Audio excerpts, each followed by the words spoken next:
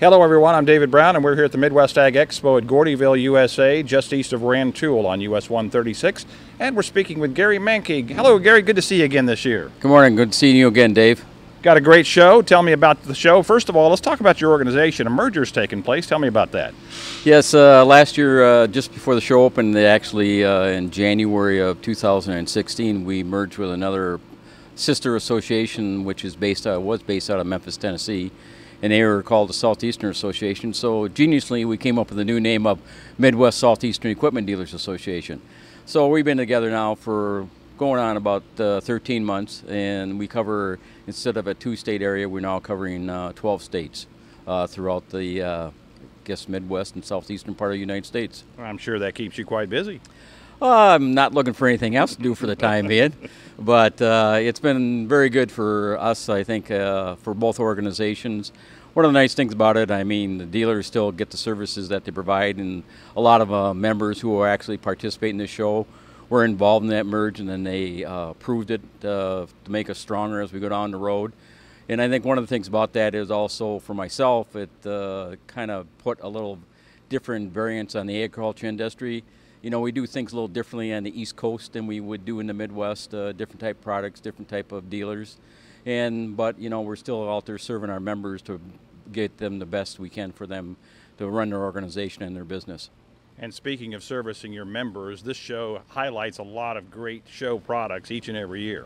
It does, and I think, you know, this is our 23rd year of running the show, and I think one thing about that is, you know, as we go on year by year, I keep saying this like a broken record probably, but the innovation in the agricultural industry continues to cease to amaze me, you know, when we first started even 23 years ago.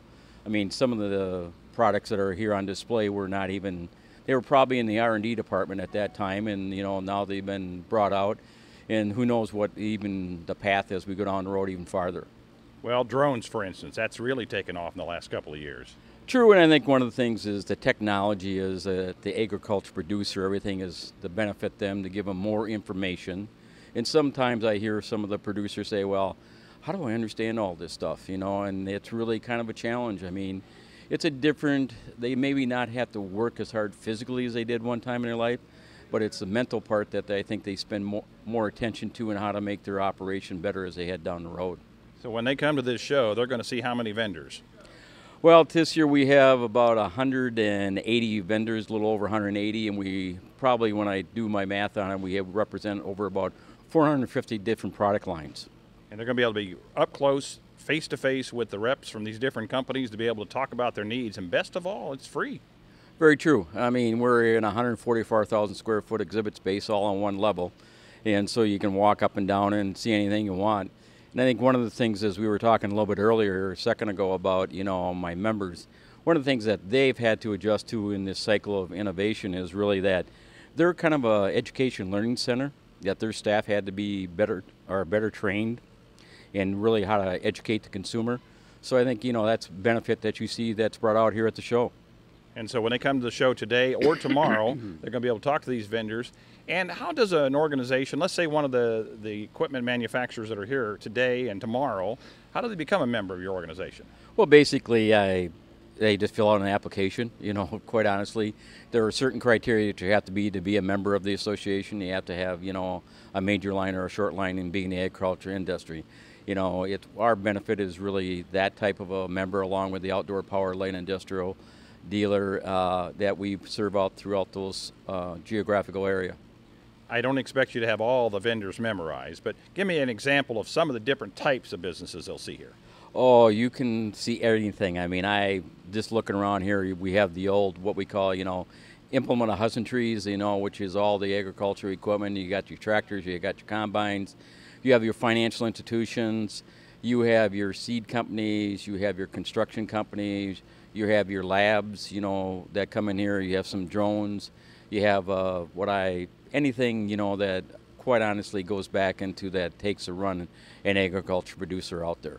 Just about anything that would impact a guy's operation, they're going to find it here. Yes, they will, and I think one thing about that is from all the calls we get and from the members that we have involved in it and from our waiting list, we still a little bit out there, even though that, you know, it's maybe the agriculture industry hasn't been as strong as it has been in the past. I mean, We still have a sold-out show this year, which is a benefit to a lot of the past 22 years of how good the show has been for the attendees who come here.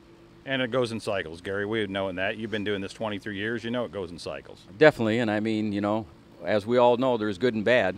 And, you know, hopefully we're on the uptick again. And I think in talking with a couple of my members who, in move-in day yesterday, quite honestly, they've been somewhat happy with the results that came into the dealers in the coming year so far in 2017, and they hope it continues. So those making plans to come out to the show today or tomorrow, let's talk about the show hours and how they find the location. On Wednesday, on our opening day, we are opening from 8:30 to 4 o'clock. And then on Thursday, we're open from 8:30 to 3. We're located on Highway 136, which is about 6 miles to the east of Rantoul, Illinois, in a small little town outside of Gifford, Illinois. So it's easy to find, and I'm sure hope to see everybody who comes out and attend the show this year. And folks, he says that just like he's a local here. He's actually from Wisconsin, but he knows this area like the back of his hand. Careful, I've been here forever since we started this show, so you know, if I don't know it by now, shame on me. Thank you, Gary, and I want to thank you for allowing WITY again to be a part of the show this year. We'll be doing numerous interviews over the air online at WITYradio.com, and we'll also have some special video coverage that you'll be able to see on our website as well. Well, I appreciate you guys, everything you do for us, and I appreciate being here, and thank you for all the effort you do and help promoting the show for us also. You're very welcome. I grew up on a farm in Iowa. It's in my blood. Well, I didn't grow up on a farm, but it became my blood, I'll tell you that. Gary Mankey's been joining us today. Come out to the Midwest Ag Expo, folks. It's going on today and tomorrow in Gordyville, USA.